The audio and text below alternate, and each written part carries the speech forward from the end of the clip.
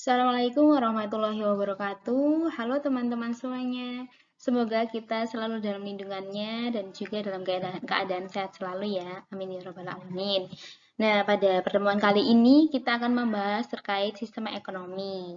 Seperti yang telah kita bahas juga nih di pertemuan-pertemuan sebelumnya. Kemarin sudah dipresentasikan nih sama kelompok 1 dan juga kelompok 2 terkait sistem ekonomi yang ada di seluruh dunia dan juga sistem ekonomi yang ada di Indonesia. Oke, next slide. Nah, ini pembahasan secara umumnya itu tentang sistem ekonomi dan juga sistem perekonomian Indonesia. Kalau sistem ekonomi sendiri kan ada 4 nih yang diterapkan di seluruh dunia. Ada sistem ekonomi liberal, sistem ekonomi tradisional, sistem ekonomi komando, sistem ekonomi campuran. Nah, tapi kemarin juga kita nih udah membahas terkait sistem ekonomi syariah ya, sama sistem perekonomian Pancasila yang diterapkan di Indonesia sendiri. Nah, kalau selanjutnya ini ada sistem perekonomian Indonesia. Nanti kita membahas tentang karakteristik perekonomian Indonesia menurut Undang-Undang Dasar 1945 Pasal 33. Kemudian ada nilai-nilai dasar perekonomian Indonesia. Oke, sistem ekonomi sendiri merupakan sebuah alat yang digunakan oleh masyarakat dunia untuk mengatur perekonomiannya agar lebih tertata, agar lebih akurat dalam penerapannya, agar lebih tepat dalam mencapai tujuan dari ekonomi suatu wilayah, negara ataupun daerah. Nah, yang pertama kita bahas terkait sistem ekonomi tradisional. Kalau menurut definisi secara bahasa, merupakan sistem ekonomi yang menitik beratkan kepada kebiasaan serta adat istiadat dalam aktivitas perekonomiannya. Kalau secara sederhana, sistem ekonomi tradisional ini merupakan sistem ekonomi yang paling sederhana ya dari sistem ekonomi yang lainnya, dimana kalau misalnya sistem ekonomi lainnya itu udah kompleks, tapi kalau sistem ekonomi tradisional ini masih sederhana sekali. Dari penggunaan alatnya, dari prinsip-prinsipnya, dari hubungan antara masyarakatnya, kerjasamanya, dan juga yang lainnya. Nah, ciri-cirinya ada apa aja? Yang pertama ada belum terdapat pembagian kerja atau spesialisasi dalam kegiatan ekonomi. Jadi belum terlalu rinci nih pembagian kerjanya apa aja, bidang-bidangnya apa aja. Jadi semua orang masih mengerjakan satu bidang yang sama. Tidak terlalu efektif ya tentunya gitu. Karena belum terlalu rinci pembagiannya dan sebagainya, tidak ada spesialisasi gitu. Kemudian menerapkan sistem barter dalam kegiatan perdagangan. Jadi karena belum ada standar nilai mata uang ataupun standar komoditas yang tepat sebagai alat ukur dalam berkegiatan ataupun bertukar antar barang antar barang atau barang dengan jasa. Nah, ini masih menggunakan sistem barter. Barter sendiri ini kita bisa lihat gambar di samping. Ini ada gambar kunyit atau jahe ya. Nah, kalau misalnya kita misalkan aja ini ada gambar kunyit. Nah, kunyit ini akan ditukarkan dengan yang ada di sampingnya ini sepertinya ikan asin. Nah, kunyit ini akan ditukarkan dengan barang yang dipegang oleh seseorang yang lain, yaitu ikan asin ini. Begitu, jadi masih tukar barang dengan barang, itu barter. Kemudian jenis produksi ditentukan sesuai kebutuhan. Jadi masih memproduksi untuk pribadi ataupun golongan, belum memproduksi untuk diekspor atau untuk kebutuhan wilayah yang lain. Itu belum produksi untuk wilayah yang lain tersebut. Kemudian hubungan masyarakat bersifat kekeluargaan. Jadi hubungannya masih sangat erat ya tentunya, masih sangat saling peduli yang tinggi. Hubungan persaudaraannya juga masih sangat erat. Ini merupakan hal yang positif tentunya. Kemudian bertumbuh pada sektor agraris. Karena keterbatasan teknologi, jadi secara umum sistem ekonomi tradisional ini masih mengolah terutama sektor agraris, yaitu pertanian, mengolah tanah, mengolah sumber daya alam yang ada di wilayah tersebut. Gitu. Belum beranjak ke sektor industri, manufaktur, garmen, dan juga sebagainya yang membutuhkan teknologi yang tinggi. Kemudian kegiatan alat atau teknologi produksi bersifat sederhana karena belum adanya kemajuan yang pesat di bidang teknologi ya tentunya, dan kegiatan ekonomi terikat pada adat istiadat masih sangat erat atau masih sangat menjunjung tinggi adat istiadat setempat. Teknik produksi dipelajari secara turun-temurun dan bersifat sederhana. Jadi karena secara turun-temurun barang itu pasti unik, memiliki teknik ataupun tahapan pembuatan yang unik dan juga bersifat sederhana. Artinya untuk memperbanyak produksi, untuk memenuhi kebutuhan nilai yang lainnya atau untuk diekspor dan sebagainya ini belum bisa efektif karena dalam memproduksi barang tersebut masih sangat sederhana caranya. Belum bisa memproduksi dalam jumlah yang besar, dalam jumlah yang banyak sehingga teknologi yang digunakan juga masih sangat terbatas. Kekayaan alam terutama tanah dan hutan menjadi sumber penghidupan utama. Gitu. Jadi masih mengolah sumber daya alam yang ada di sekitarnya dengan cara-cara yang sederhana ya tentunya begitu. Karena keterbatasan alat dan teknologi yang tadi juga. Kemudian tentunya di setiap sistem ekonomi ada kelebihan dan juga kelemahan. Kalau misalnya di sistem ekonomi tradisional ini kelebihannya yang pertama, setiap masyarakat termotivasi untuk menjadi produsen. Jadi ini yang kelebihannya ini positif sekali karena semuanya berpartisipasi untuk jadi produsen, untuk memproduksi barang untuk kebutuhannya sendiri, berdikari ya, berdiri di atas kaki sendiri gitu. Kemudian yang kedua tidak ada persaingan tak sehat karena produksi bukan untuk mencari keuntungan. Jadi tidak ada persaingan yang begitu berarti dalam sistem ekonomi tradisional ini. Karena tujuan utamanya itu bukan profit, melainkan untuk kesejahteraan diri sendiri. Masyarakat cenderung bertindak jujur karena diberlakukannya sistem pertukaran barter, begitu. Mendorong hubungan kerjasama dan kerukunan antar individu terjalin dengan erat. Kembali lagi ini adat istiadatnya masih erat, bersifat kekeluargaan juga, akhirnya hubungan kerjasamanya masih sangat erat antara satu dengan yang lainnya. Perekonomian masyarakat cenderung stabil karena belum terlalu kompleks permasalahan yang dihasilkan ya tentunya. Kemudian alam relatif terjaga karena masyarakat cenderung menjaga kelestarian alam. Ini biasanya berkaitan dengan adat istiadat setempat juga. Di mana adat istiadat setempat juga pasti memiliki salah satunya asas atau prinsip untuk menjaga kelestarian alam yang ada di wilayah setempat. Nah, selain ada kelebihan, ini juga ada kelemahan. Kelemahannya yang pertama, kegiatan ekonomi hanya untuk memenuhi kebutuhan hidup jangka pendek saat ini. Artinya belum ditemukan cara yang efisien untuk membuat barang diproduksi itu bertahan lama. Karena belum adanya teknologi yang mumpuni juga tentunya. Jadi masih untuk produksi jangka pendek. Dua, sulit untuk mempertemukan kedua belah pihak yang saling membutuhkan. Nah, karena kan sifatnya masih bertukar barang dengan barang. Misalkan ABC, ada seseorang Pak A, Pak B, dan juga Pak C. Kebutuhan yang diinginkan dengan barang yang ingin ditukarkan berbeda-beda. Jadi sulit menemukan kecocokan antara satu dengan yang lainnya gitu. Karena tidak ada standar tertentu nih, tidak ada standar terukurnya. Jadi sulit kalau misalnya ternyata Pak A ingin semuanya, sedangkan Pak C hanya ingin salah satu, dan Pak B ternyata tidak ingin semuanya gitu. 3. Produktivitas rendah akibat teknologi yang digunakan masih sederhana. Nah, karena masih sangat sederhana ya, jadi manual ataupun walaupun banyak yang mengerjakan, tapi karena masih sederhana teknologinya, maka produk yang dihasilkan juga tidak maksimal. Kemudian yang keempat, sulit menetapkan ukuran dari barang yang dipertukarkan. Nah, ini standarnya belum ada, standar pastinya. 5. Kualitas barang hasil produksi masih rendah. Keenam, kegiatan ekonomi tidak ditunjukkan untuk mencari laba. Ternyata ini juga menjadi kelemahan ya, karena ketika kegiatan ekonomi tidak ditunjukkan untuk mencari laba, inovasi orang-orang juga belum begitu terasa, kreativitasnya juga belum begitu terasa, akhirnya memproduksi seadanya, memproduksi hanya yang penting dirinya bisa menggunakan barang tersebut, sudah seperti itu aja gitu. Yang ketujuh, kegiatan ekonomi tidak untuk meningkatkan taraf hidup.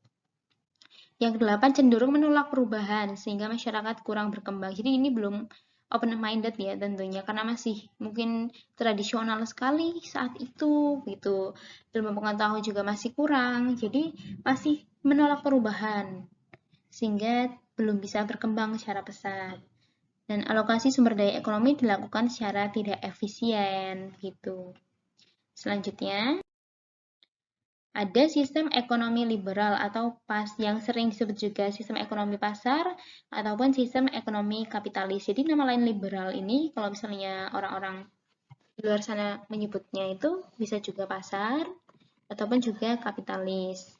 Nah, kalau secara definisi merupakan sistem yang seluruh kegiatan ekonominya mulai dari produksi, distribusi, dan konsumsi diserahkan sepenuhnya kepada mekanisme pasar.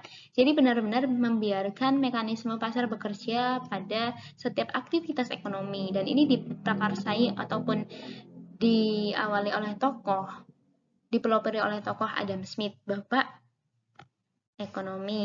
ekonomi liberal ya sebutannya dalam bukunya, yaitu yang berjudul The Wealth of Nation, buku yang cukup terkenal ya. Ini membahas tentang bagaimana mekanisme di sistem ekonomi liberal ataupun di pasar, sistem mekanisme yang terjadi di pasar secara alami. Tuh, jadi tanpa campur tangan dari pemerintah. 1776. Ciri-cirinya, sumber daya ekonomi dimiliki serta diatur swasta secara bebas. Jadi pemerintah tidak berhak ikut campur di sini, begitu. Swasta benar-benar diberikan hak yang seluas-luasnya untuk mengolah seluruh sumber daya alam yang ada di negara tersebut. Seluruh sumber daya alam manusia modal, begitu. Jadi tingkat inovasinya sangat-sangat tinggi ya tentunya di sini. Tapi tak dapat dipungkiri kalau misalnya pemerintah tidak bisa ikut campur karena mekanisme diserahkan kepada pasar secara alami, maka artinya akan ada pihak-pihak yang sangat mendominasi, lalu ada pihak yang didominasi. Kemudian terdapat pembagian kelas atau status dalam masyarakat, yaitu kelas pekerja atau buruh dan kelas pemilik modal. Ya, tadi seperti yang sudah dibahas sebelumnya ya, karena ini terjadi secara alami jika pemerintah sama sekali tidak bisa berintervensi di dalamnya. Kemudian adanya persaingan usaha yang ketat dalam kegiatan ekonomi. Nah, karena adanya persaingan usaha yang ketat ini, maka orang-orang itu menjadi kreatif, inovatif untuk bagaimana sih caranya membuat suatu produk yang unik, suatu produk yang yang terbaru sesuai kebutuhan yang dibutuhkan oleh masyarakat yang lainnya atau yang sedang dicari seperti apa gitu. Jadi benar-benar antara satu orang dengan satu orang yang lainnya bersaing dengan sangat kompetitif begitu. Kemudian pemerintah tidak melakukan intervensi atau campur tangan dalam pasar, mekanisme pasar secara alami ya tentunya, dan pemilik modal berhak memiliki sumber produksi. Gitu. Jadi siapa yang punya modal, dia diakui ketika memiliki sumber produksi. Nah ini tadi, kalau misalnya sistem ekonomi tradisional punya kelebihan dan kelemahan, sama halnya juga dengan sistem ekonomi liberal. Ini ada kelebihan dan juga kelemahannya. Yang pertama, setiap individu bebas melakukan kegiatan ekonomi sesuai keahlian dan keterampilannya. Ini positif sekali bahwa setiap orang itu diberikan kebebasan apa kesukaannya, apa keinginannya untuk melakukan apa yang diinginkan. Maksimalkan akhirnya apa yang akan dihasilkan dapat menghasilkan barang yang maksimal, barang atau jasa yang maksimal begitu.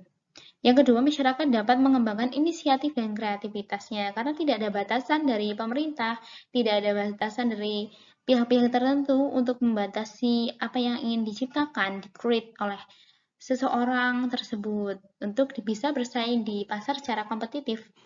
Kemudian, tiga, terdapat persaingan usaha dalam membuat produksi berkualitas, begitu. Sangat-sangat kompetitif ya tentunya kalau udah seperti ini, kualitas sangat diperhitungkan. Keempat, terdapat efisiensi dan efektivitas karena kegiatan ekonomi berdasarkan prinsip ekonomi. Dan ini menerapkan prinsip ekonomi sejati ya, sejati. Pastinya benar-benar menerapkan prinsip ekonomi sekali di dalam setiap kegiatan ekonomi yang terjadi. Nah, selain kelebihan juga ada kelemahan ternyata. Ada beberapa kelemahannya. Yang pertama, terdapat persaingan tidak sehat karena timbulnya eksploitasi ekonomi oleh pemilik modal. Jadi, ternyata sebenarnya nggak cuma di sistem ekonomi liberal kan, tadi kita juga udah membahas di sistem ekonomi tradisional juga bahwa ada kelemahannya, ada positif, ada negatifnya. Nah, di sini siapa yang memiliki modal besar ini mampu untuk mengeksploitasi ekonomi yang ada di suatu wilayah tertentu, baik eksploitasi sumber daya alam maupun sumber daya manusia dan juga yang lainnya, karena memiliki modal. Dan ini pemerintah belum tentu bisa intervensi di dalamnya, begitu. karena terjadi secara alami oleh mekanisme pasar, begitu ya. Yang kedua, terdapat model yang terpusat, sehingga menimbulkan monopoli yang merugikan masyarakat. Jadi, modelnya dimiliki oleh golongan-golongan tertentu nih, akhirnya gap-nya semakin jauh lagi. Ada masyarakat yang berjuis, juga ada yang proletar istilahnya. Ada yang kaya sekali, ada yang miskin sekali. Tuh, tidak merata. Yang ketiga, terdapat kesenjangan ekonomi karena distribusi pendapatan tidak merata. Nah, iya, tadi sudah dibahas. Kemudian, kebebasan berekonomi mendorong ketidakstabilan perekonomian ataupun rentan krisis karena terlalu kompleks permasalahannya. Ini akhirnya rentan krisis, kritis, karena terjadi secara alami ya mekanisme pasar ya. Intervensi dari pemerintah sangat minim, akhirnya lebih rentan untuk terjadi krisis. Kalau misalnya intervensi pemerintah ada kan, nanti pemerintah akan membuat kebijakan fiskal, kebijakan moneter, hal yang seperti itu. Atau mungkin kebijakan-kebijakan yang lainnya. Yang kelima, pemanfaatan sumber daya alam sering tidak memperhatikan kelestarian lingkungan eksploitasi. Karena apa? Karena tujuan utamanya adalah untuk mencari keuntungan ataupun untuk mencari laba yang sebesar-besarnya. Nah, untuk itu kita ketika ingin menghasilkan suatu barang ataupun jasa, ketika besok kalian punya perusahaan atau kalian punya faktor-faktor produksi yang banyak, yang besar, yang memungkinkan kalian untuk memproduksi dan juga menghasilkan laba, jangan lupa untuk tetap menjaga kelestarian lingkungan. Karena kalau misalnya lingkungan tidak lestari, ya tidak akan bisa bertahan lama. Akhirnya kita juga sebagai manusia tidak akan bisa bertahan lama di bumi. Begitu. Karena lingkungan yang rusak, karena sistem ekosistemnya sudah tidak seimbang lagi. Jadi mungkin di awal memang ketika udah memanfaatkan sumber daya alam dengan sebesar-besarnya keuntungannya besar, tapi karena tidak memperhatikan kelestarian lingkungan, akhirnya dampak yang ditimbulkan juga sangat besar, baik untuk alam, makhluk-makhluk yang ada di bumi yang lainnya, dan juga manusia sendiri. Begitu. Lalu ada sistem ekonomi komando atau terpusat. Nah, ini merupakan sistem ekonomi yang ditandai oleh peran pemerintah sangat dominan dan berpengaruh dalam mengontrol perekonomian yang menentukan seluruh kebijakan perekonomian. Masyarakat hanya mengikuti peraturan negara ataupun peraturan pemerintah tersebut. Nah, ini nanti baik dalam jangka pendek dan juga jangka panjang sudah direncanakan langsung dari pusat. Wilayah lainnya ataupun daerah yang lainnya hanya mengikuti apa yang telah direncanakan oleh pemerintah pusat. Tokohnya ada Karl Marx dalam bukunya berjudul Das Kapital 1867. Terbit setelah muncul setelah bukunya Adam Smith ya, Pak Adam Smith ya tentunya. Karena ini tuh merupakan salah satu bentuk kritis ataupun protes ataupun mengomentari adanya sistem ekonomi liberal yang menurut Pak Karl Marx sendiri itu tidak memberikan kesejahteraan ataupun pendapatan yang merata untuk seluruh masyarakat, tidak adil untuk seluruh masyarakat begitu. Jadi muncullah sistem ekonomi, jadi muncullah ajaran-ajaran, jadi muncullah hal yang disebut sebagai sosialis begitu. Sistem ekonomi komando terpusat atau yang biasa disebut juga sebagai sosialis, ajaran sosialis ya. Kemudian ciri-cirinya ada sumber daya ekonomi dikuasai dan dimiliki negara. Jadi nggak mengakui nih hak milik pribadi dan juga golongan tentunya semua sumber daya yang ada di suatu negara tersebut jika mengikuti sistem ekonomi komando, menerapkan sistem ekonomi komando, maka itu adalah milik negara. Kemudian tingkat harga dan tingkat bunga ditentukan oleh pemerintah, tentu saja. Kebebasan dalam berekonomi bagi masyarakat sangat-sangat terbatas. Nah, ini juga berdampak negatif ya tentunya, yaitu masyarakatnya tidak kreatif, tidak inovatif. Jadi karena semuanya telah diatur pemerintah, seseorang itu akan bekerja di mana, gajinya berapa, seperti apa kehidupannya, karirnya seperti apa. Jadi tidak memunculkan keinginan untuk berinovasi, untuk memiliki produk sendiri, untuk berwirausaha sendiri, itu tidak ada gitu. Dipukul rata intinya. Kemudian regulasi ekonomi diatur dan ditetapkan oleh pemerintah. Jenis pekerjaan serta pembagian kerja ditetapkan serta diatur oleh pemerintah. Inisiatif dan hak milik perorangan dibatasi gitu. Lalu tetap akan ada kelebihan dan kelemahannya. Kelebihannya, pemerintah menentukan jenis kegiatan produksi sesuai dengan perencanaan sehingga pasar dalam negeri berjalan dengan lancar tanpa persaingan. Kemudian kalau tanpa persaingan seperti ini kan semuanya merata, begitu. Semuanya mendapatkan pendapatan yang sama ataupun mendapatkan pendapatan intinya untuk meneruskan kehidupannya. Kemudian yang kedua, negara relatif lebih mudah untuk melakukan distribusi pendapatan ke masyarakat. Yang ketiga, pemerintah lebih mudah mengendalikan inflasi, pengangguran, dan kelangkaan barang. Tuh, karena semuanya diatur oleh pemerintah, jenis pekerjaanmu, lalu pendapatanmu berapa, yang tadi sudah dibahas. Nah, ini penganggurannya dapat ditekan tentunya. Dan juga kelangkaan barangnya, karena nanti sudah ditentukan berapa yang harus produksi untuk daerah ini, dan juga sebagainya. Inflasi juga seperti itu. Hal ini karena kegiatan ekonomi direncanakan oleh pemerintah.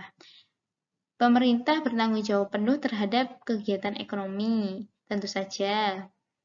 Program pemerintah cepat terwujud karena seluruh aktivitas ekonomi dikendalikan negara. Tujuh, pengendalian serta pengawasan ke semua aktivitas ekonomi lebih mudah dijalankan. Kemudian ada kelemahannya juga, tidak ada kebebasan untuk berusaha bagi individu. Dua, hak milik perorangan tidak diakui. Tiga, Potensi kreativitas serta inisiatif masyarakat tidak berkembang karena semuanya sudah diatur pemerintah nih, gitu. Hal ini dikarenakan segala kegiatan ekonomi direncanakan dan dikendalikan oleh pemerintah. Jadi tidak ada hasrat dari masyarakat untuk melakukan kreativitas, inisiatif yang tinggi, itu akhirnya tidak berkembang. 5, sering terjadi praktik monopoli yang merugikan masyarakat tentunya karena semuanya telah diatur oleh pemerintah, jadi kadang juga terjadi yang namanya KKN. Karena pemerintah berkuasa sangat penuh, akhirnya masyarakat tidak bisa menyuarakan suaranya. Akhirnya pemerintahannya hanya dipimpin oleh pihak-pihak yang sangat-sangat dominan dan terjadilah KKN di pemerintahan tersebut. Monopoli itu. Aktivitas ekonomi sangat bergantung pada pemerintah. Jadi jika pemerintah tidak merencanakan dengan baik, otomatis kegiatan ekonomi tidak bisa berjalan dengan baik. Karena masyarakat tidak bisa berinisiatif juga. Masyarakat tidak memiliki kebebasan untuk memiliki alat produksi serta sumber daya. Jadi semuanya sudah disediakan oleh pemerintah, alat produksi, pabrik, dan juga sebagainya. Pemerintah sudah merencanakannya, masyarakat hanya harus mengikuti aja. 8, negara yang menerapkan sistem ekonomi dan mengontrolnya secara penuh. Oke, selanjutnya ada sistem ekonomi campuran. Sistem ekonomi campuran ini merupakan sistem ekonomi yang menitikberatkan kepada interaksi antara pemerintah dan swasta dalam pelaksanaan kegiatan ekonomi gitu. Jadi kalau misalnya dalam tradisional masih sangat sederhana, dalam sistem ekonomi liberal itu swasta yang sangat dominan dan juga berperan, dalam komando itu pemerintah yang sangat dominan dan juga berperan. Kalau dalam sistem ekonomi campuran ini merupakan kombinasi yaitu pemerintah dan juga swasta. Dan saat ini yang banyak dianut oleh negara-negara yang ada di seluruh dunia, kebanyakan negara yang ada di seluruh dunia itu merupakan sistem ekonomi campuran, begitu. Tapi dengan tetap mengambil beberapa kebijakan yang dapat menguntungkan dari sistem ekonomi, kebijakan liberal ataupun kebijakan komando, begitu, agar menguntungkan negara tersebut dalam sistem ekonomi. Nah, ini makanya disebut sebagai sistem ekonomi campuran, karena mengambil bagian-bagian yang memang baik untuk diterapkan di suatu negara tertentu, begitu. Diambil yang baik, ditinggalkan yang kurang efektif dan juga efisien. Termasuk dalam pemecahan masalah bersama, menjaga stabilitas ekonomi negeri, dan pemerintah berperan sebagai pengawas para pelaku usaha lainnya ataupun swasta. Jadi pemerintah berperan juga nih sebagai pengontrol jalannya roda perekonomian. Tetap ada intervensi dari pemerintah, cuma tidak dominan seperti sistem ekonomi komando, begitu. Ciri-cirinya, tatanan ekonomi merupakan perpaduan antara sistem ekonomi pasar dan terpusat. Barang modal sumber daya vital dikuasai oleh pemerintah. Jadi pemerintah tetap menguasai sumber daya yang sangat penting gitu agar tidak terjadi rebutan antara pihak-pihak swasta dan juga yang lainnya. Terdapat peran berimbang antara pemerintah dan swasta dalam perekonomian. Kemudian, campur tangan pemerintah dilakukan dengan kebijakan ekonomi sehingga terjadi persaingan yang sehat. Jadi sudah diperhitungkan sekali ya kebijakan apa yang akan diambil sehingga kegiatan ekonomi tetap bisa berjalan dengan baik dan juga persaingannya tetap sehat, dapat berjalan sehat. Nah, walaupun sudah seperti itu, sepertinya sudah mengombinasikan antara berbagai macam kebijakan-kebijakan ekonomi ya, diambil yang positif-positifnya nih, tinggalkan yang buruk-buruknya, gitulah sederhananya. Tapi ternyata tetap ada kelemahannya, begitu. Tapi kita akan bahas dari kelebihannya. Kelebihannya yang pertama, pertumbuhan ekonomi terjaga, kestabilannya, inisiatif dan kreativitasnya bisa berkembang. Nah, gitu. Jadi masyarakat tetap diberikan kelonggaran untuk berinisiatif, untuk berkreasi, berkreativitas dalam berkegiatan ekonomi. Dua, campur tangan pemerintah dapat meminimalkan monopoli usaha oleh pihak swasta. Jadi, pemerintah juga membuat kebijakan dalam undang-undang, dalam peraturan tertentu, agar pihak swasta ini tidak menguasai seluruh sumber daya alam, sumber daya modal, ataupun sumber daya manusia yang ada di wilayah tersebut, di negara tersebut, gitu, agar merata intinya. Yang ketiga, pemerintah lebih fokus dalam memberdayakan sektor usaha mikro, kecil, dan juga menengah. Jadi ini usaha UMKM juga sangat diberdayakan ya di sektor ekonomi campuran, sistem ekonomi campuran ini agar berkembang karena usaha mikro, kecil, menengah itu sangat berperan langsung bagi perekonomian masyarakat banyak. Ya, kita sering melihat usaha mikro kecil menengah kan? Nah, misalnya teman-teman juga sering pernah lihat tentunya seperti penjual gorengan ataupun minimarket kecil, warung-warung, penjual sembako, perjualan sembako dan juga sebagainya itu merupakan contoh dari UMKM. Kelemahannya, satu, campur tangan pemerintah yang lemah memungkinkan berlakunya sistem ekonomi pasar. Jadi, kalau misalnya campur tangan pemerintah lemah atau intervensi pemerintah lemah, ini nggak dapat dipungkiri kalau misalnya itu terjadi mekanisme pasar secara alami akhirnya ada terjadi monopoli ataupun sistem ekonomi pasarnya dapat lebih dominan terjadi dalam sistem ekonomi campuran. Kalau campur tangan pemerintahnya lemah. Yang kedua, campur tangan pemerintah yang terlalu kuat dapat mendekati sistem ekonomi komando. Nah, ketika campur tangan pemerintah yang lemah itu nanti mendekatkan dengan sistem ekonomi pasar, tapi nanti kalau intervensi pemerintahnya juga terlalu kuat, itu lebih mendekatkan ke sistem ekonomi komando. Jadi yang tepat itu yang pas, yang sedang-sedang saja intervensi pemerintahnya. Nah, ini perlu treatment tersendiri ataupun cara teknik dari pemerintah tersendiri agar intervensi yang dilakukan ke pasar itu tidak terlalu kuat dan juga tidak terlalu lemah gitu. Yang ketiga, terdapat kesulitan dalam memenuhi kebutuhan masyarakat yang beragam. Kemudian yang keempat, dapat timbul kolusi dan nepotisme, ataupun sering disebut juga KKN, jika pengawasan pemerintah kurang. Jadi KKN itu bukan hanya dapat terjadi di sistem ekonomi campuran ya, tapi di sistem ekonomi komando ataupun liberal tetap bisa terjadi KKN gitu. Cuman kalau bisa di liberal kan kemungkinannya kecil sekali karena swasta kan bebas sekali ya bersaingnya gitu, kompetitif gitu. Kalau misalnya di komando mungkin terjadi, tapi ternyata ini mungkin terjadi juga di sistem ekonomi campuran. Oke, selanjutnya kita membahas selain tentang sistem perekonomian di Indonesia. Nah, ini ada gambar yang kayak mencerminkan ya di dalam Indonesia ada uang rupiah, koin rupiah, dan juga kayak pergerakan grafik agregat pertumbuhan ekonomi. Selanjutnya, sistem perekonomian di Indonesia. Nah, karakteristik perekonomian Indonesia menurut Undang-Undang Dasar 1945 Pasal 33. Nah, berdasarkan Undang-Undang Negara Republik Indonesia tahun 1945 Pasal 33, sistem perekonomian Indonesia sebagai berikut. Yang pertama, perekonomian disusun sebagai usaha bersama berdasar atas asas kekeluargaan. Jadi, mengapa berdasarkan asas kekeluargaan? Karena ini merupakan sebuah asas yang sesuai dengan kepribadian bangsa kita nih, gitu. Nah, ini kan juga di samping sebelah kanan udah ada gambar tentang Pancasila ya. Kita kan menerapkan sistem ekonomi Pancasila yang bersumber ataupun berdasarkan Pancasila. Karena ini yang dimungkinkan sesuai dengan kepribadian bangsa kita, karakteristik bangsa kita. Jadi, kita menerapkan sistem perekonomian ini, begitu. Nah, dua, cabang-cabang produksi yang penting bagi negara dan yang menguasai hajat hidup orang banyak dikuasai oleh negara.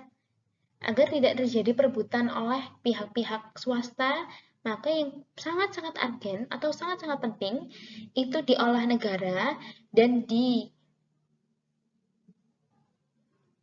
dimanfaatkan sebesar-besarnya untuk kemakmuran rakyat. Ini seperti poin nomor 3.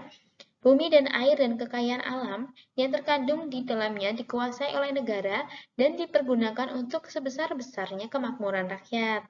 Kemudian perekonomian diselenggarakan berdasarkan atas asas demokrasi ekonomi, bersifat demokratis, dan prinsip kebersamaan, efisiensi, berkeadilan, berkelanjutan, berwawasan lingkungan, kemandirian, serta menjaga keseimbangan dan kesatuan ekonomi nasional.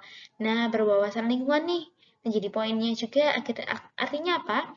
Kita tetap sangat boleh memanfaatkan sumber daya alam yang ada di sekitar kita, namun harus tetap ingat untuk menjaga kelestarian alam tersebut, begitu. Berdasarkan atas asas demokrasi, jadi semua orang itu diberikan hak untuk bisa melakukan kegiatan ekonomi secara demokratis. Punya hak, tentunya juga punya kewajiban, begitu. Efisiensi yang berkeadilan, efisien, tapi efisien itu juga harus jangan melupakan ada hak orang lain, begitu. Jadi harus tetap ingat orang-orang ataupun setiap sektor yang akan terdampak di sekitarnya, setiap aspek yang akan terdampak di sekitarnya. Menjaga keseimbangan dan kesatuan ekonomi nasional itu tentu. Gitu. Nilai-nilai dasar perekonomian Indonesia itu ada apa aja? Yang pertama ketuhanan, yang kedua kemanusiaan, yang ketiga kepentingan sosial, yang keempat kepentingan rakyat banyak, demokrasi, TNI, keadilan sosial. Nah, ketuhanan yaitu roda kegiatan ekonomi bangsa digerakkan oleh rangsangan sosial dan juga moral. Jadi moral harus tetap dijunjung tinggi, sosial, bermasyarakat juga tetap dijunjung tinggi, dan juga rangsangan motivasi dan juga sebagainya mengapa terjadi kegiatan ekonomi tersebut yang tujuan utamanya untuk kesejahteraan bangsa. Kemudian rasa kemanusiaannya tidak boleh lepas, harus tetap ada kemanusiaan dalam setiap kegiatan ekonomi yang dilakukan oleh seluruh masyarakat Indonesia. Kemudian kepentingan sosialnya juga tidak bisa lepas. Jadi segala kegiatan ekonomi yang dilakukan di Indonesia ini, apabila kalian nanti melakukan kegiatan ekonomi, jadi pengusaha, ataupun pemilik faktor produksi, kalian harus tetap menjunjung tinggi juga kepentingan sosial, karena itu sesuai dengan kepribadian bangsa kita. Ya, untuk membantu orang lain juga tentunya, begitu. Dan tidak melupakan bahwa kalian itu hidup tidak sendiri. Jadi, apa yang akan kalian lakukan tentunya juga akan berdampak untuk orang lain. Untuk itu, dampak yang negatif diusahakan untuk diminimalisir sekecil mungkin, begitu. Atau dihilangkan bila perlu. Kepentingan rakyat banyak. Nah, ini juga menjunjung tinggi kepentingan rakyat banyak. Dan keadilan sosial, keseimbangannya harmonis, efisiensi, dan juga adil, begitu. Bu, kalau misalnya kita sudah menggunakan sistem ekonomi Pancasila, apakah artinya kita tidak menggunakan ataupun menerapkan kebijakan yang baik dari sistem ekonomi liberal, sistem ekonomi komando, campuran, ataupun yang lainnya? Begini, ya tetap menggunakan. Jadi jawabannya, walaupun kita menggunakan sistem ekonomi Pancasila nih, kita kan dasarnya deh Pancasila, tapi kita juga sebenarnya menggunakan berbagai teori, berbagai kebijakan-kebijakan yang positif yang bisa diterapkan di Indonesia dari berbagai kebijakan yang ada di dunia tadi, berbagai kebijakan sistem ekonomi yang ada di dunia. Jadi tetap diadopsi itu kebijakan dari sistem ekonomi liberal, kebijakan dari sistem ekonomi komando, tradisional, dan juga campuran tersebut. Syariah juga untuk intinya untuk kemakmuran bangsa ini, untuk kesejahteraan masyarakat, gitu.